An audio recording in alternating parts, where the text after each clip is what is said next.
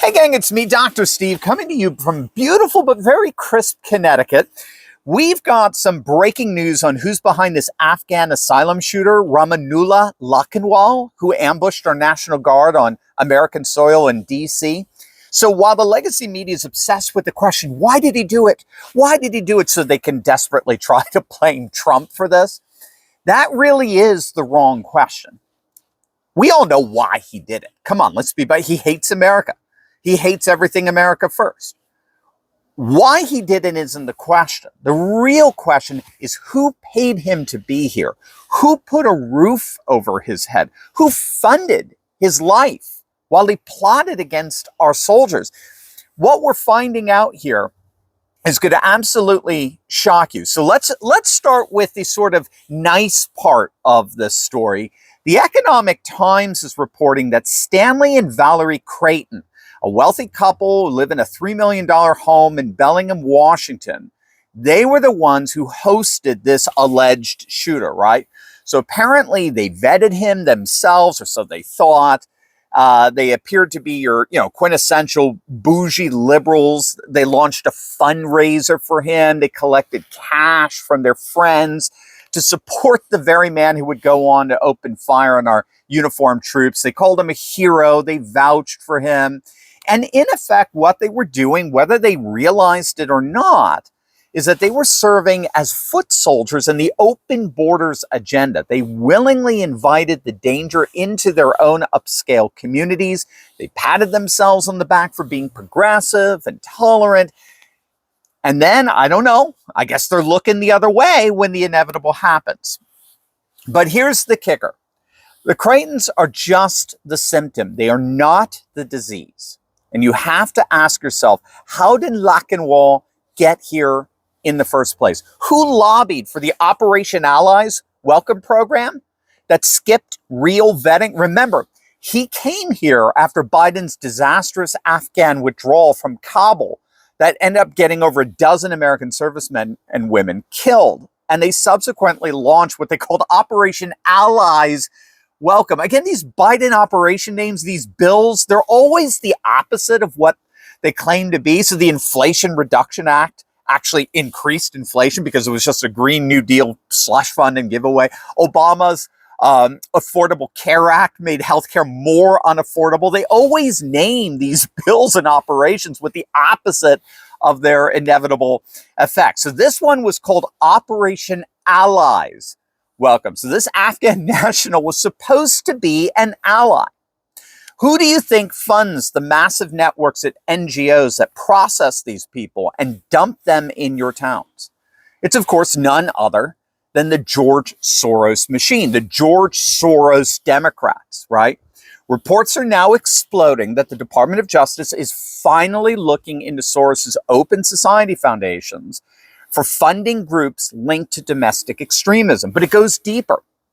The entire infrastructure that brings people like Lakhanwal in the United States, the lawyers who sue to keep them here, the nonprofits that pay their rent, the lobbyists who wrote the policies for the Biden administration, it turns out that that entire infrastructure swims in dark money. So we know billions of your tax dollars and hundreds of millions of dark money donations have created what some are calling basically your refugee industrial complex. They actually profit from the chaos, right? That's what we found with USAID. You remember when Doge uncovered, what Doge uncovered was how NGOs used their supposed humanitarianism as a cover to just wash themselves in left-wing causes and all this money. They fund the displacement of all these refugees, and when one of their projects turns violent, they scrub the websites, they delete the fundraisers, they hide, they do everything they can do to project the blame onto others. So while the Creightons raised a few $1,000s, it's the Soros-backed network that spent billions ensuring that our borders remain wide open to threats just like this one. They paid for the lawyers. They paid for the lobbyists. And in a very real sense, I think we could say they paid for the bullet. What's so important for us to get here is that this DC shooter did not act alone.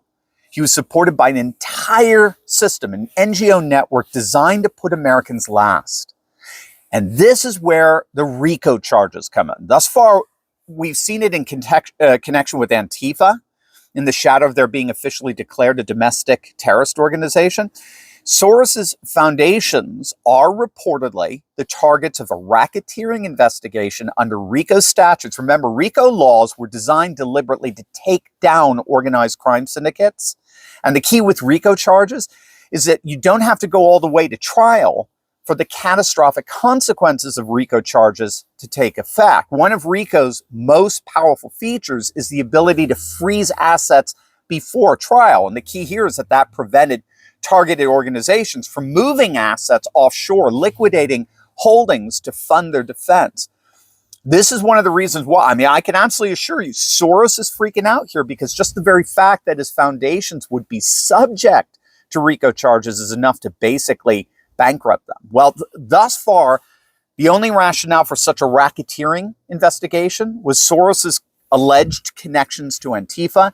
Now he's reportedly connected to an entire web of NGOs that have created the open borders conditions for the National Guard shootings that just shocked DC. So Trump is already going full animal on third world migrants like the Somalis in Minneapolis. He's calling it now reverse migration, a full court deportation press that promises to rid our nation of upwards of 10, possibly 15 or 20 million third world migrants. He's going full animal on that. And now it looks increasingly like he's about to drop the hammer once and for all on Soros. So obviously we'll be keeping a very close eye on how things develop here. But right now there is no question, like we talked about in yesterday's video, what happened this Thanksgiving weekend in DC, those shootings, promises to change our nation like never before. And if you're an open borders liberal billionaire like George Soros, that is not good news. Love you guys. God bless.